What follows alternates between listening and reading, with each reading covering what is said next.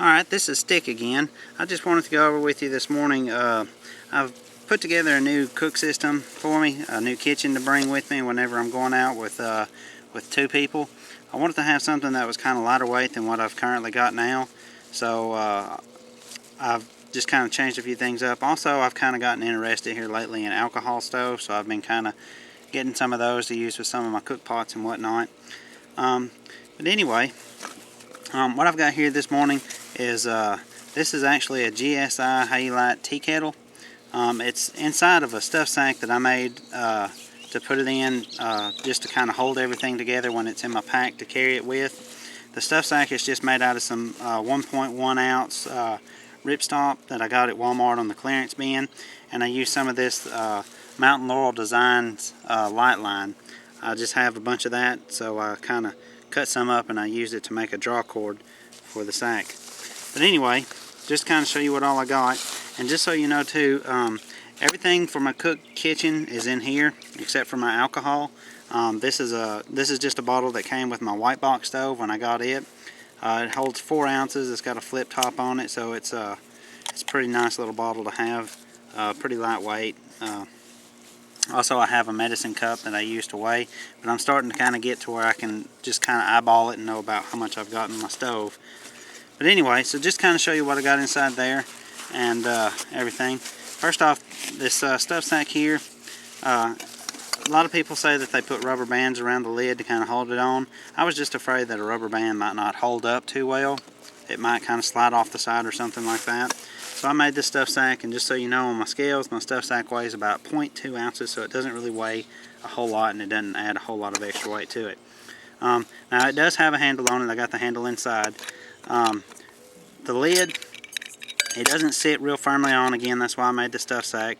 And it's got a little tab on here to pull it up, and it's got a silicone coating over the handle so that you don't burn yourself, so that makes it pretty nice right there.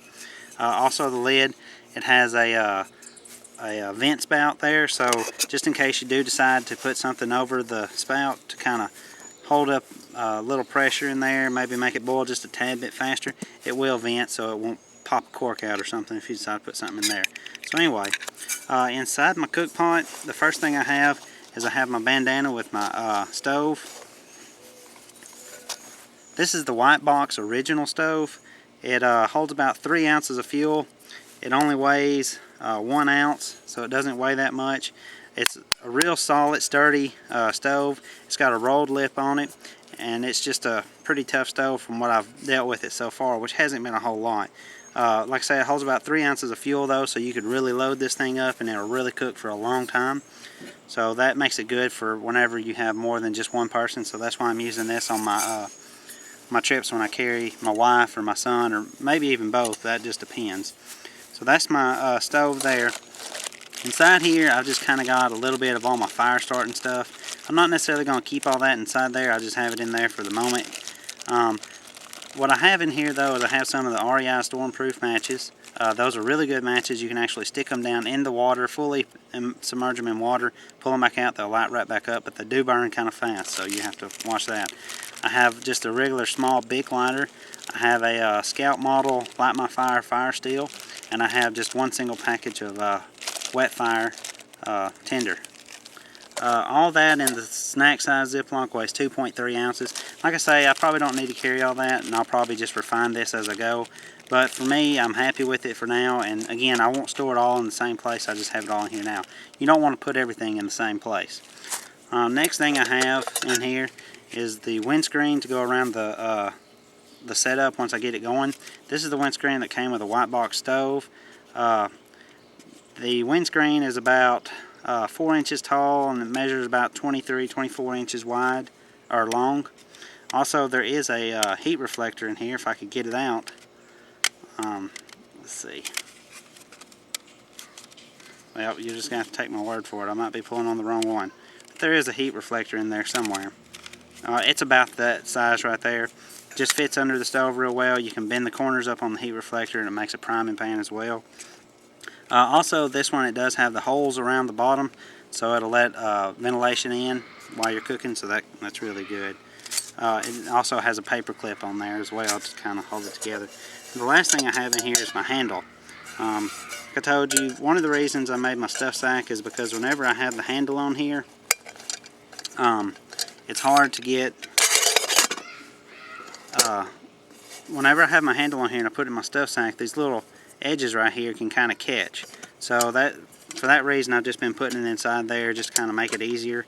I may get some kind of rubber or something and put on the edges to protect the edges like that. I don't know. I'm just going to see how it goes. But anyway, one thing about this I've noticed, whenever the handle is up, you can't really pull the lid off. You have to barely pull it up and then kind of slide it out just a little bit to get it off. Some people complained about that and have actually replaced the handle. This handle also, it features the silicone coating over it to kind of help keep it cool whenever you're picking it up after it's been sitting on a fire. But I have read a lot of reports where the handle, the coating will actually melt. I don't know if that's because it's sitting over on the pot maybe while it's cooking. I don't know how that exactly goes. But anyway, I have read that, so I'm going to have to keep an eye on that and see how that goes. But anyway, that's my setup. Oh, just so you'll know also, the kettle weighs in at 5.9 ounces on my scale, so it's not really that bad heavy. It's not super ultra lightweight, but it's not bad heavy either. But it's really nice. It boils fast. It brings a boil really fast, and it's really easy to pour and really easy to use. And also, the opening is large enough to where if you wanted to, you can actually cook something in there, and you can actually use this as a bowl. So you do have quite a few options with the little kettle here. But anyway, this is the GSI Halulite kettle. Cost about 20 bucks. You can find them on sale for cheaper. It just depends on where you want to go and where you want to spend your money. I do recommend it if you're looking into a kettle. Like I say, it just seems to be a pretty solid kettle. The Halulite from the 1.8 liter GSI cook pot that I've already had for about a year now, it's held up really well, and this is made of the same stuff, so I believe it's going to hold up really well too.